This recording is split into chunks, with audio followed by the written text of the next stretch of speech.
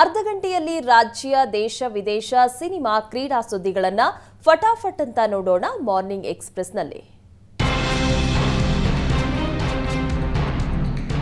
ರಾಜ್ಯದಲ್ಲಿ ಕಳೆದ 24 ಗಂಟೆಗಳಲ್ಲಿ 106 ಕೊರೋನಾ ಪ್ರಕರಣಗಳು ಪತ್ತೆಯಾಗಿವೆ. ಇದರಿಂದ ಕೋವಿಡ್-19 ಸಕ್ರಿಯ ಪ್ರಕರಣಗಳ ಸಂಖ್ಯೆ 344ಕ್ಕೆ ಏರಿಕೆಯಾಗಿದೆ. ಇನ್ನು ಸೋಂಕಿನಿಂದ ಗುಣಮುಖರಾಗಿ 33 ಮಂದಿ ಆಸ್ಪತ್ರೆಯಿಂದ ಡಿಸ್ಚಾರ್ಜ್ ಆಗಿದ್ದಾರೆ. ರಾಜ್ಯಾದ್ಯಂತ ಭಾನುವಾರ ಒಟ್ಟು 1441 ಮಂದಿಗೆ ಕೋವಿಡ್-19 ತಪಾಸಣೆ ನಡೆಸಲಾಗಿದ್ದು, ಈ ಪೈಕಿ 106 ಮಂದಿಯಲ್ಲಿ ಸೋಂಕು ದೃಢಪಟ್ಟಿದೆ. ಬೆಂಗಳೂರಲ್ಲಿ 95, ಚಾಮರಾಜನಗರದಲ್ಲಿ 1, ದಕ್ಷಿಣ ಕನ್ನಡ 2, ಮಂಡ್ಯ 1, ಮೈಸೂರು 6, ಶಿವಮೊಗ್ಗದಲ್ಲಿ 1 ಪ್ರಕರಣ ಪತ್ತೆಯಾಗಿದೆ. ಒಟ್ಟು ಸಕ್ರಿಯ ಪ್ರಕರಣಗಳು 344 ಇದ್ರೆ, ಈ ಪೈಕಿ ಬೆಂಗಳೂರಲ್ಲೇ 297 ಪ್ರಕರಣಗಳು ಇವೆ. ಈ ಪೈಕಿ 323 ಮಂದಿ ಹೋಮ್ ಐಸೋಲೇಷನ್ ನಲ್ಲಿದ್ದು, ಆಸ್ಪತ್ರೆಯಲ್ಲಿ 21 ರೋಗಿಗಳು ಚಿಕಿತ್ಸೆಯನ್ನ ಪಡಿತಾ ಇದ್ದಾರೆ. ರಾಜ್ಯದಲ್ಲಿ ಕೊರೋನಾ ಪಾಸಿಟಿವ್ ದರ 7.35%ರಷ್ಟಿದೆ. ಭಾರತದಲ್ಲಿ ಕಳೆದ 24 ಗಂಟೆಗಳಲ್ಲಿ 322 ಹೊಸ ಕೋವಿಡ್ ಪ್ರಕರಣಗಳು ಮತ್ತು 1 ಸಾವು ದಾಖಲಾಗಿದೆ ಅಂತ ಆರೋಗ್ಯ ಮತ್ತು ಕುಟುಂಬ ಕಲ್ಯಾಣ ಸಚಿವಾಲಯ ತಿಳಿಸಿದೆ. ದೇಶದಲ್ಲಿ ಒಟ್ಟು ಪ್ರಕರಣಗಳ ಸಂಖ್ಯೆ 3,742 ಆಗಿದೆ. ಕೇರಳದಲ್ಲಿ 128 ಪ್ರಕರಣಗಳು ವರದಿಯಾಗಿದ್ದು, ಕರ್ನಾಟಕದಲ್ಲಿ 96 ಮತ್ತು ಮಹಾರಾಷ್ಟ್ರದಲ್ಲಿ 35 ಪ್ರಕರಣಗಳು ವರದಿಯಾಗಿವೆ. ದೆಹಲಿಯಲ್ಲಿ ಇದೇ ಅವಧಿಯಲ್ಲಿ 16 ಹೊಸ ಪ್ರಕರಣಗಳು ದಾಖಲಾಗಿವೆ. ಭಾರತದಲ್ಲಿ ಸಾಂಕ್ರಾಮಿಕ ರೋಗದಿಂದ ಮೃತಪಟ್ಟವರ ಸಂಖ್ಯೆ 4,635ರಷ್ಟಿದೆ. ಚೇತರಿಕೆಯ ಪ್ರಮಾಣವು 97.8%ವಾಗಿದ್ದು, ಇದುವರೆಗೂ 3,657 ಜನರು ಸೋಂಕಿನಿಂದ ಚೇತರಿಸಿಕೊಂಡಿದ್ದಾರೆ. ಸಕ್ರಿಯ ಪ್ರಕರಣಗಳು 450 ಆಗಿದ್ದು, ಇದು ಒಟ್ಟು ಕ್ಯಾಸಲೋಡ್ನ ಶೇಕಡಾ 1.2 ಆಗಿದೆ. ಭಾರತದಲ್ಲಿ ಕಳೆದ 24 ಗಂಟೆಗಳಲ್ಲಿ ಹೊಸ ಕೋವಿಡ್ ಪ್ರಕರಣಗಳಲ್ಲಿ ಬಹಳಷ್ಟು ಏರಿಕೆ ಕಂಡುಬಂದಿದೆ. ಕೇರಳವು ಅದರಲ್ಲಿ ಪ್ರಮುಖ ಭಾಗವಾಗಿದೆ. ಒಟ್ಟು 423 ಪ್ರಕರಣಗಳು ವರದಿಯಾಗಿವೆ. ದೇಶದಲ್ಲಿ ಒಟ್ಟು ಕೋವಿಡ್ ಸಕ್ರಿಯ ಪ್ರಕರಣಗಳ ಸಂಖ್ಯೆ 3,420 ದಾಖಲಾಗಿದೆ. ಜಗತ್ತಿನಾದ್ಯಂತ ಕೋವಿಡ್ ರೂಪಾಂತರಿ ವೈರಸ್ ಸೋಂಕು ವ್ಯಾಪಕವಾಗ್ತಾ ಇದ್ದಂತೆ ಇತ್ತ ವಿಶ್ವ ಆರೋಗ್ಯ ಸಂಸ್ಥೆ ಕಣ್ಗಾವಲು ಮತ್ತು ರಕ್ಷಣಾತ್ಮಕ ಕ್ರಮಗಳನ್ನು ಹೆಚ್ಚಿಸಿ ಅಂತ ದೇಶಗಳಿಗೆ ಸಲಹೆಯನ್ನ ನೀಡಿದೆ. ಕೋವಿಡ್-19 ಮತ್ತು ಅದರ ಹೊಸ ರೂಪಾಂತರಿ ಜೆಎನ್ ಸೇರಿದಂತೆ ಹೆಚ್ಚುತ್ತಿರುವ ಉಸಿರಾಟದ ಕಾಯಿಲೆಗಳು, ಇನ್ಫ್ಲೂಯೆಂಜಾ ಪ್ರಕರಣಗಳನ್ನು ಗಮನದಲ್ಲಿ ಇಟ್ಟುಕೊಂಡು ಜನರು ಕಣ್ಗಾವಲನ್ನ ಬಲಪಡಿಸಲು ಮತ್ತು ಜನರು ರಕ್ಷಣಾತ್ಮಕ ಕ್ರಮಗಳನ್ನು ತೆಗೆದುಕೊಳ್ಳುವಂತೆ ವಿಶ್ವ ಆರೋಗ್ಯ ಸಂಸ್ಥೆ ಹೇಳಿದೆ. ಕೋವಿಡ್-19 ವೈರಸ್ ಜಾಗತಿಕವಾಗಿ ಎಲ್ಲ ದೇಶಗಳಲ್ಲಿ ವಿಕಸನಗೊಳ್ತಾ ಇದೆ. ಅದರ ರೂಪ ಬದಲಾಗ್ತಾ ಇದೆ ಮತ್ತು ಹೆಚ್ಚೆಚ್ಚು ಪ್ರಸಾರವಾಗ್ತಾ ಇದೆ. ಪ್ರಸ್ತುತ ಲಭ್ಯವಿರುವ ಪುರಾವೆಗಳು JN1ನಿಂದ ಉಂಟಾಗುವ ಹೆಚ್ಚುವರಿ ಸಾರ್ವಜನಿಕ ಆರೋಗ್ಯದ ಅಪಾಯವು ಕಡಿಮೆ ಎಂದು ಸೂಚಿಸ್ತಾ ಇದೆ. ಆದರೆ ಆದಾಗ್ಯೂ ನಮ್ಮ ಪ್ರತಿಕ್ರಿಯೆಗೆ ತಕ್ಕಂತೆ ಈ ವೈರಸ್ಗಳ ವಿಕಾಸವನ್ನ ನಾವು ಟ್ರ್ಯಾಕ್ ಮಾಡೋದನ್ನ ಮುಂದುವರಿಸಬೇಕು. ಇದಕ್ಕಾಗಿ ದೇಶಗಳು ಕಣ್ಗಾವಲು ಮತ್ತು ಅನುಕ್ರಮವನ್ನ ಬಲಪಡಿಸಬೇಕು ಮತ್ತು ಡೇಟಾ ಹಂಚಿಕೆಯನ್ನ ಖಚಿತಪಡಿಸಿಕೊಳ್ಳಬೇಕು ಅಂತ WHO ಆಗ್ನೇಯ ಏಷ್ಯಾದ ಪ್ರಾದೇಶಿಕ ನಿರ್ದೇಶಕಿ ಡಾಕ್ಟರ್ ಪೂನಂ ಕೇತ್ರಪಾಲ್ ಸಿಂಗ್ ಹೇಳಿದ್ದಾರೆ. ಲೋಕಸಭೆ ಹೊಸ್ತಿಲಲ್ಲಿ ಬಿಜೆಪಿ ಹೈಕಮಾಂಡ್ ರಾಜ್ಯ ಬಿಜೆಪಿಗೆ ಮೇಜರ್ ಸರ್ಜರಿ ಮಾಡಿದೆ. ಲೋಕಸಭಾ ಚುನಾವಣೆ ಎದುರಿಸಲು ವಿಜಯೇಂದ್ರ ಸಾರಥ್ಯದಲ್ಲಿ ಹೊಸ ತಂಡವನ್ನ ಕಟ್ಟಲಾಗಿದೆ. ವಿಜಯೇಂದ್ರ ಅಧ್ಯಕ್ಷರಾಗಿ 1.5 ತಿಂಗಳಾಗ್ತಾ ಇದ್ದಂತೆ ಹೊಸ ಸೇನಾನಿಗಳ ತಂಡವನ್ನ ಸಿದ್ಧ ಮಾಡಿಕೊಂಡಿದ್ದಾರೆ. ಬಿಜೆಪಿಯ ನೂತನ ಪದಾಧಿಕಾರಿಗಳ ಪಟ್ಟಿಯಲ್ಲಿ 10 ಮಂದಿಗೆ ಉಪಾಧ್ಯಕ್ಷರು, 4 ಮಂದಿಗೆ ಪ್ರಧಾನ ಕಾರ್ಯದರ್ಶಿ, 10 ಮಂದಿಗೆ ಕಾರ್ಯದರ್ಶಿ ಹೊಣೆಗಾರಿಕೆಯನ್ನ ನೀಡಲಾಗಿದೆ. ಹೊಸ ತಂಡದಲ್ಲಿ ಕಾರವಾರದ ಮಾಜಿ ಶಾಸಕಿ ರೂಪಾಲಿ ನಾಯಕ್ ಸೇರಿ 6 ಮಹಿಳೆಯರಿಗೆ ಸ್ಥಾನ ನೀಡಲಾಗಿದೆ. 6 ಶಾಸಕರು ಪರಿಷತ್ನ ಓರ್ವ ಸದಸ್ಯ, 10 ಮಾಜಿ ಶಾಸಕರಿಗೆ ಅವಕಾಶ ನೀಡಲಾಗಿದೆ. ನೂತನ ತಂಡದಲ್ಲಿ ಯುವಕರ ಜೊತೆಗೆ ಹಿರಿಯರಿಗೂ ಸ್ಥಾನ ನೀಡಲಾಗಿದೆ. ಒಳ ಮೀಸಲಾತಿಯ ಬಗ್ಗೆ ಕಾಂಗ್ರೆಸ್ ಅಪಪ್ರಚಾರ ಮಾಡಿ ನನ್ನನ್ನ ಟಾರ್ಗೆಟ್ ಮಾಡಿತ್ತು ಎಂದು ಮಾಜಿ ಡಿಸಿಎಂ ಗೋವಿಂದ ಕಾರಜೋಳ ಆಕ್ರೋಶ ಹೊರಹಾಕಿದ್ದಾರೆ. ವಿಜಯಪುರದಲ್ಲಿ ನಡೆದ ಮಾದಿಗ ಸಮಾವೇಶದಲ್ಲಿ ಭಾಷಣದ ವೇಳೆ ಕಾಂಗ್ರೆಸ್ ವಿರುದ್ಧ ಗಂಭೀರ ಆರೋಪ ಮಾಡಿದ್ದಾರೆ. ಈಗಲೂ ಕಾಂಗ್ರೆಸ್ನವರು ನನ್ನನ್ನ ಟಾರ್ಗೆಟ್ ಮಾಡ್ತಾ ಇದ್ದಾರೆ. ಸುದ್ದಿಗೋಷ್ಠಿ ಹಮ್ಮಿಕೊಳ್ಳುವ ಜಾಗಗಳಿಗೆ ಕೆಲವರನ್ನ ಕಳುಹಿಸಿ ಗಲಾಟೆ ಮಾಡ್ತಾ ಇದ್ದಾರೆ. ಇದು ಕಾಂಗ್ರೆಸ್ನ ನೀಚತನ ಅಂತ ವಾಗ್ದಾಳಿ ನಡೆಸಿದ್ರು. ಈ ಬಾರಿ ಲೋಕಸಭಾ ಚುನಾವಣೆಯಲ್ಲಿ ಮೋದಿ ಅವರನ್ನ ಬೆಂಬಲಿಸಿ, ಮೋದಿ ಕೈ ಬಲಪಡಿಸಿ ಎಂದಿದ್ದಾರೆ.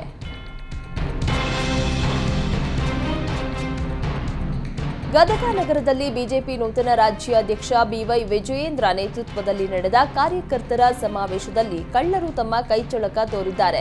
ಮಾಜಿ ಸಚಿವ ಸೇರಿದಂತೆ ಅನೇಕ ಮುಖಂಡರ ಬಳಿ ಪಿಕ್ ಪಾಕೆಟ್ ನಡೆದಿದೆ. ರೋಣ ಮಾಜಿ ಶಾಸಕ ಕಳಕಪ್ಪ ಬಂಡಿ ಅವರ ಪ್ಯಾಂಟ್ನಲ್ಲಿದ್ದಂತಹ ಸುಮಾರು 40,000 ರೂಪಾಯಿಯನ್ನ ಎಗರಿಸಿದ್ದಾರೆ. ಸುಂಕದ ಎಂಬ ಕಾರ್ಯಕರ್ತನ ಹಣವೂ ಹೋಗಿದೆ ಎನ್ನಲಾಗಿದೆ. ಇವರಲ್ಲದೆ ಇನ್ನೂ ಅನೇಕ ಕಾರ್ಯಕರ್ತರು ಹಣವನ್ನು ಕಳೆದುಕೊಂಡ ಬಗ್ಗೆ ತಿಳಿದು ಬಂದಿದೆ. ಸಮಾವೇಶದಲ್ಲಿ ಸಾವಿರಾರು ಜನ ಕಾರ್ಯಕರ್ತರು ಜಮಾವಣೆಗೊಂಡಿದ್ದು ನೂಕುನುಗ್ಗಲು ಆಗಿದ್ದರಿಂದ ಚಾಲಾಕಿ ಕಳ್ಳರು ತಮ್ಮ ಕೈಚಳಕ ತೋರಿದ್ದಾರೆ. ಐಎಎಸ್ ಅಧಿಕಾರಿಗಳ ಕಿರುಕುಳಕ್ಕೆ ಬೇಸತ್ತ ಕೆಎಎಸ್ ಅಧಿಕಾರಿ ಸಿಎಂಗೆ ದೂರನ್ನ ನೀಡಿ ತನಗೆ ತೊಂದರೆ ನೀಡದಂತೆ ಸೂಚಿಸುವಂತೆ ಮನವಿ ಮಾಡಿದ್ದಾರೆ. ಆನೇಕಲ್ ತಹಶೀಲ್ದಾರ್ ಶಿವಪ್ಪ ಲಮಾಣಿ ಸಿಎಂಗೆ ದೂರನ್ನ ನೀಡಿರುವ ಕೆಎಎಸ್ ಅಧಿಕಾರಿಯಾಗಿದ್ದಾರೆ. ಸಣ್ಣ ಪುಟ್ಟ ವಿಚಾರಕ್ಕೆ ಕಳೆದ 1 ವರ್ಷದಲ್ಲಿ 4 ಬಾರಿ ಅಮಾನತು ಮಾಡಿದ್ದಾರೆ. ಬೆಂಗಳೂರು ವಿಭಾಗದ ಪ್ರಾದೇಶಿಕ ಆಯುಕ್ತ ಅಮ್ಲಾನ್ ಆದಿತ್ಯ ಬಿಸ್ವಾಸ್ ಮತ್ತು ಕಂದಾಯ ಇಲಾಖೆ ಪ್ರಧಾನ ಕಾರ್ಯದರ್ಶಿ ರಾಜೇಂದರ್ ಕುಮಾರ್ ಕಟಾರಿಯಾ ಉದ್ದೇಶಪೂರ್ವಕವಾಗಿ ಕಿರುಕುಳವನ್ನ ನೀಡುತ್ತಾ ಇದ್ದಾರೆ. ಆನೇಕಲ್ ತಹಶೀಲ್ದಾರ್ ಆಗಿ ಕಾರ್ಯನಿರ್ವಹಿಸುತ್ತಾ ಇದ್ದ ತನಗೆ ಕಳೆದ ಏಪ್ರಿಲ್ 12ರಿಂದ ಇದೇ ತಿಂಗಳು 19ನೇ ತಾರೀಕಿನವರೆಗೆ 4 ಬಾರಿ ಅಮಾನತು ಮಾಡಿ ಸರ್ಕಾರ ಆದೇಶವನ್ನ ಹೊರಡಿಸಿದ್ದು ಮಾತ್ರವಲ್ಲದೆ ಅಪರ ಜಿಲ್ಲಾಧಿಕಾರಿ ಸೇರಿದಂತೆ 5-6 ಮಂದಿ ಕಂದಾಯ ಇಲಾಖೆ ಅಧಿಕಾರಿಗಳು ಮನೆ ಬಳಿ ಕಳುಹಿಸಿ ಅಮಾನತು ಆದೇಶ ಜಾರಿ ಮಾಡುವ ನೆಪದಲ್ಲಿ ಕಿರುಕುಳವನ್ನ ನೀಡುತ್ತಾ ಇದ್ದಾರೆ ಅಂತ ದೂರನ್ನ ನೀಡಿದ್ದಾರೆ. ವರ್ಗಾವಣೆಯಾಗಿರುವ ಪೈಕಿ ಹಲವು ಅಧಿಕಾರಿಗಳ ಹೆಸರನ್ನ ಬರೆದು ಸಿಎಂಗೆ ದೂರು ನೀಡಿದ್ದಾರೆ. ರಾಜ್ಯ ಬಿಜೆಪಿ ಪಾಳೆಯದಲ್ಲಿ ಅಚ್ಚರಿಯ ಬೆಳವಣಿಗೆ ನಡೆದಿದೆ. ಉತ್ತರ ಕನ್ನಡ ಸಂಸದ ಅನಂತಕುಮಾರ್ ಹೆಗಡೆ ಮತ್ತೆ ರಾಜಕೀಯದಲ್ಲಿ ಸಕ್ರಿಯವಾಗುವ ಸುಳಿವು ನೀಡಿದ್ದಾರೆ. ಮುಂದಿನ ಲೋಕಸಭಾ ಚುನಾವಣೆಗೆ ಅನಂತಕುಮಾರ್ ಸ್ಪರ್ಧೆ ಅನುಮಾನ ಎನ್ನಲಾಗಿತ್ತು. ಆದರೆ ಅನಂತಕುಮಾರ್ ಹೆಗಡೆ ಸ್ಪರ್ಧೆಗೆ ಕಾರ್ಯಕರ್ತರ ಒತ್ತಡ ಹೆಚ್ಚಾಗಿದೆ. ಶಿರಸಿ, ಸಿದ್ದಾಪುರ, ಹೊನ್ನಾವರ ಸೇರಿ ವಿವಿಧೆಡೆಯಿಂದ ಆಗಮಿಸಿದ ಬೆಂಬಲಿಗರ ಜೊತೆ ಅನಂತಕುಮಾರ್ ಹೆಗಡೆ ಸಭೆಯನ್ನ ನಡೆಸಿದ್ದಾರೆ. ಈ ಬಾರಿ ಲೋಕಸಭೆ ಎಲೆಕ್ಷನ್ಗೆ ನಿಲ್ಲಲೇಬೇಕು ಎಂದು ಕಾರ್ಯಕರ್ತರು ಪಟ್ಟಿಡಿದಿದ್ದಾರೆ. ವೈಯಕ್ತಿಕ ಆರೋಗ್ಯ ಸಮಸ್ಯೆಯಿಂದಾಗಿ ರಾಜಕೀಯದಲ್ಲಿ ಸಕ್ರಿಯವಾಗಿಲ್ಲ. ಚುನಾವಣೆಗೆ ಸ್ಪರ್ಧಿಸುವಂತೆ ಕಾರ್ಯಕರ್ತರಿಂದ ಒತ್ತಡ ಬರ್ತಾ ಇದೆ. ಈಗ ಏನನ್ನೂ ಹೇಳುವ ಸ್ಥಿತಿಯಲ್ಲಿ ಇಲ್ಲ, ಮುಂದೆ ಮಾಡೋಣ ಅಂತ ಅನಂತಕುಮಾರ್ ಹೆಗಡೆ ಪ್ರತಿಕ್ರಿಯೆ ನೀಡಿದ್ದಾರೆ. ಹಿಜಾಬ್ ಜಟಾಪಟಿ ಕುರಿತಾಗಿ ಪ್ರತಿಕ್ರಿಯಿಸುವ ವೇಳೆ ಕಾಂಗ್ರೆಸ್ ನಾಯಕ ಬಿಕೆ ಹರಿಪ್ರಸಾದ್ ವಿವಾದಾತ್ಮಕ ಹೇಳಿಕೆ ನೀಡಿದ್ದಾರೆ. ಬಿಜೆಪಿಯವರು ಗೋಡ್ಸೆ ಅನುಯಾಯಿಗಳು, ಅವರಿಂದ ಏನನ್ನೂ ನಿರೀಕ್ಷೆ ಮಾಡಲು ಸಾಧ್ಯ ಇಲ್ಲ. ಹಿಜಾಬ್ ಮತ್ತು ಬುರ್ಕಾ ನಡುವೆ ಸಾಕಷ್ಟು ವ್ಯತ್ಯಾಸ ಇದೆ. ನಾವು ಟಿಪ್ಪು ಸುಲ್ತಾನ್ ಪರ ಅನ್ನೋರು ಬ್ರಿಟಿಷರ ಬೂಟು ನೆಕ್ಕೋರು. ಬಿಜೆಪಿಯವರಿಂದ ನಾವು ಪಾಠ ಕಲಿಬೇಕಾಗಿಲ್ಲ. ಆಹಾರ, ಉಡುಪು ಎಲ್ಲರ ವೈಯಕ್ತಿಕ ಹಕ್ಕು. ನಮ್ಮದು ಜಾತ್ಯತೀತ ರಾಷ್ಟ್ರ. ಕಾಂಗ್ರೆಸ್ ಸಂವಿಧಾನದ ರಕ್ಷಣೆ ಮಾಡುತ್ತೆ ಅಂತ ಹರಿಪ್ರಸಾದ್ ಹೇಳಿದ್ರು. ಬಿಕೆ ಹರಿಪ್ರಸಾದ್ ವಿವಾದಾತ್ಮಕ ಹೇಳಿಕೆಗೆ ಕೇಂದ್ರ ಸಚಿವೆ ಶೋಭಾ ಕರಂದ್ಲಾಜೆ ತಿರುಗೇಟನ್ನ ನೀಡಿದ್ದಾರೆ. ಯಾರು ಬೂಟು ನೆಕ್ಕೋರು, ಯಾರು ಯಾರ ಪರ ಎಲ್ಲವೂ ಗೊತ್ತಿದೆ. ಮೌಂಟ್ ಬ್ಯಾಟನ್ ಜೊತೆ ಯಾರು ಹೊಂದಾಣಿಕೆ ಮಾಡಿಕೊಂಡಿದ್ರು. ಇತಿಹಾಸ ಕೆದಕಬೇಡಿ ಹರಿಪ್ರಸಾದ್ ಅವರೇ. ಇತಿಹಾಸ ಕೆದಕಿದ್ರೆ ನಿಮ್ಮ ಮುಖಕ್ಕೆ ಮಸಿ ಬಳಿದುಕೊಳ್ಳುತ್ತೆ. ದೇಶದ ಜನ ಶಾಂತಿ, ಅಭಿವೃದ್ಧಿಯನ್ನ ಕೇಳ್ತಿದ್ದಾರೆ. ಕುಟುಂಬ ರಾಜಕಾರಣ, ಸ್ವಜನ ಪಕ್ಷಪಾತ ಕಾಂಗ್ರೆಸ್ ನೀತಿ ಅಂತ ಶೋಭಾ ಕರಂದ್ಲಾಜೆ ವಾಕ್ಪ್ರಹಾರ ನಡೆಸಿದ್ರು. ಬಿಜೆಪಿಯವರು ಬ್ರಿಟಿಷರ ಬೂಟು ನೆಕ್ಕುವವರು ಎಂದಿದ್ದ ಬಿಕೆ ಹರಿಪ್ರಸಾದ್ ವಿರುದ್ಧ ಬಿಜೆಪಿ ರಾಜ್ಯಾಧ್ಯಕ್ಷ ವಿಜಯೇಂದ್ರ ಕೂಡ ವಾಗ್ದಾಳಿ ನಡೆಸಿದ್ದು, ಬಿಕೆ ಹರಿಪ್ರಸಾದ್ ದುರಾಂಕಾರದ ಹೇಳಿಕೆಯನ್ನ ನೀಡಿದ್ದಾರೆ. ಬಿಜೆಪಿ ಕಾರ್ಯಕರ್ತ ನಿಮ್ಮ ಹೇಳಿಕೆಗೆ ಉತ್ತರ ಕೊಡ್ತಾನೆ. ಮುಂದೆ ರಾಜ್ಯದಲ್ಲಿ ಕಾಂಗ್ರೆಸ್ ಧೂಳಿಪಟ ಆಗಲಿದೆ. ಅಧಿಕಾರದ ಅಮಲಿನಲ್ಲಿ ಹೇಳಿಕೆಯನ್ನ ನೀಡುತ್ತಿದ್ದಾರೆ. ದುರಹಂಕಾರದ ನಡವಳಿಕೆಗೆ ಯಾವ ರೀತಿ ಶಾಸ್ತಿ ಆಗಲಿದೆ ಕಾದು ನೋಡಿ ಅಂತ ವಿಜಯೇಂದ್ರ ಚಾಟಿ ಬೀಸಿದ್ದಾರೆ. ಬಿಜೆಪಿಯವರು ಬ್ರಿಟಿಷರ ಬೂಟು ನೆಕ್ಕುವವರು ಎಂದಿದ್ದ ಹರಿಪ್ರಸಾದ್ ವಿರುದ್ಧ ಕೇಂದ್ರ ಸಚಿವ ಪ್ರಹ್ಲಾದ್ ಜೋಶಿ ಆಕ್ರೋಶವನ್ನ ಹೊರಹಾಕಿದ್ದಾರೆ. ಕಾಂಗ್ರೆಸ್ನಲ್ಲಿ ಹರಿಪ್ರಸಾದ್ ಅವರನ್ನ ಬೂಟ್ಗಿಂತ ಕಡೆ ಮಾಡಿದ್ದಾರೆ. ಕಾಂಗ್ರೆಸ್ನಲ್ಲಾಗ್ತಿರುವಂತಹ ಅವಮಾನ ಸಹಿಸದೆ ಹೀಗೆ ಮಾತಾಡ್ತಿದ್ದಾರೆ. ನೀವೇನ್ ಮಾಡಿದ್ರು ಸಿದ್ದರಾಮಯ್ಯ ನಿಮ್ಮನ್ನ ಮಂತ್ರಿ ಮಾಡಲ್ಲ. ಡಿಕೆ ಶಿವಕುಮಾರ್ ಸಹ ನಿಮ್ಮ ಬಗ್ಗೆ ತಲೆ ಕೆಡಿಸಿಕೊಳ್ಳಲ್ಲ. ಸೋನಿಯಾ ಗಾಂಧಿ ಕೂಡ ನಿಮ್ಮನ್ನ ಮಂತ್ರಿ ಮಾಡಿ ಎಂದು ಹೇಳೋದಿಲ್ಲ. ಯಾಕೆ ಹುಚ್ಚುಚ್ಚಾಗಿ ಮಾತಾಡ್ತೀರಿ ಅಂತ ಪ್ರಹ್ಲಾದ್ ಜೋಶಿ ತಿರುಗೇಟನ್ನ ನೀಡಿದ್ದಾರೆ.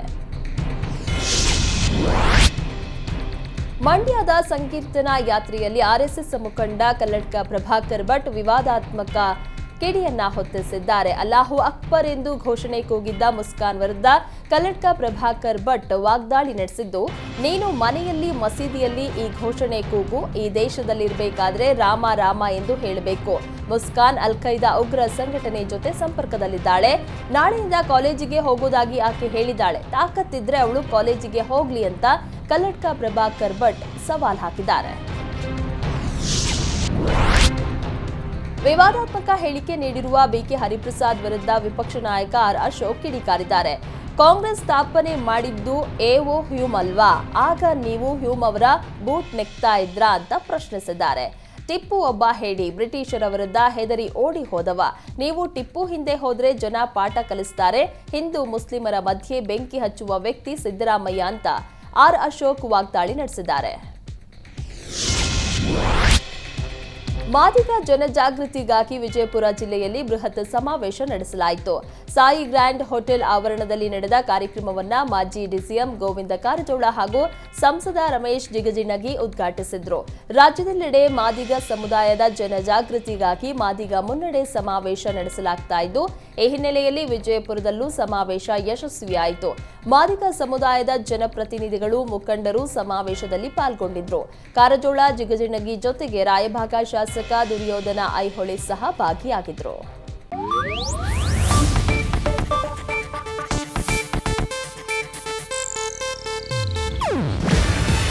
ಇದು ಏಷ್ಯಾನೆಟ್ ನ್ಯೂಸ್ ನೆಟ್ವರ್ಕ್ ಪ್ರಸ್ತುತಿ. ನೀವು ನೋಡ್ತಿದ್ದೀರಾ ಏಷ್ಯಾನೆಟ್ ಸುವರ್ಣ ನ್ಯೂಸ್.